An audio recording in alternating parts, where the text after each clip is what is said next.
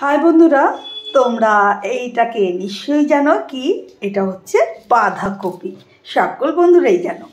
দেখো বাঁধাকপিটা, তো বাঁধাকপি পাতাগুলো দেখো কত বাড়তি হয়ে গেছে।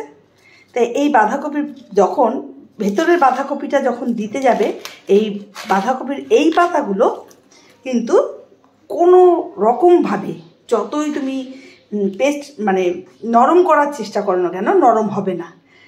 এইবার তাহলে কি এই পাতাগুলো ফেলে দেবো? না, একদমই ফেলবো না। এইরকম বাড়তি পাতা আগে কিন্তু অনেকেই জানতো না বলে হয়তো ফেলে দিতাম, আমিও ফেলে দিতাম, আমিও করতাম না।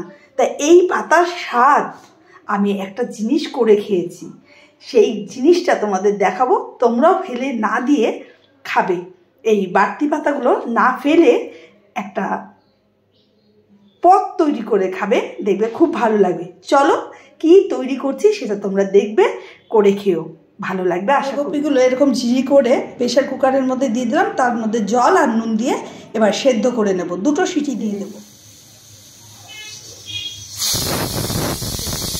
বসিয়ে দিলাম।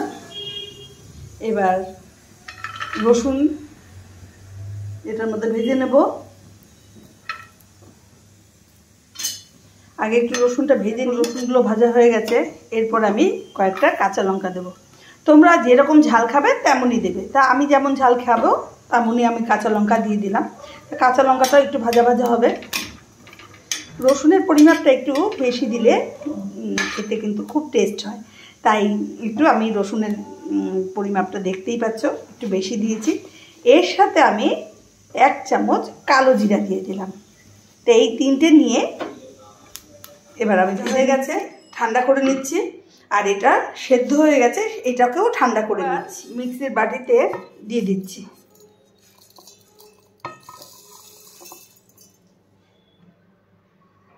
এর সাথে এই পাতাগুলো দিয়ে দিচ্ছি।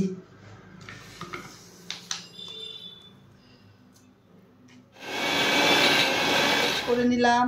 কড়াইতে তেল দিয়ে দিয়েছি পরিমাপ মতন, খুব একটা বেশি তেল লাগে না, তবে আমি 2 কুচি তেল দিয়ে দিলাম। তেলটা গরম হয়ে গেছে, এবার আমি পাতা বাটাটা দিয়ে দিচ্ছি। স্বাদ অনুযায়ী নুন দিয়ে দিলাম। এবার খুব সুন্দরভাবে তেলে নাড়াতে হবে। নাড়াতে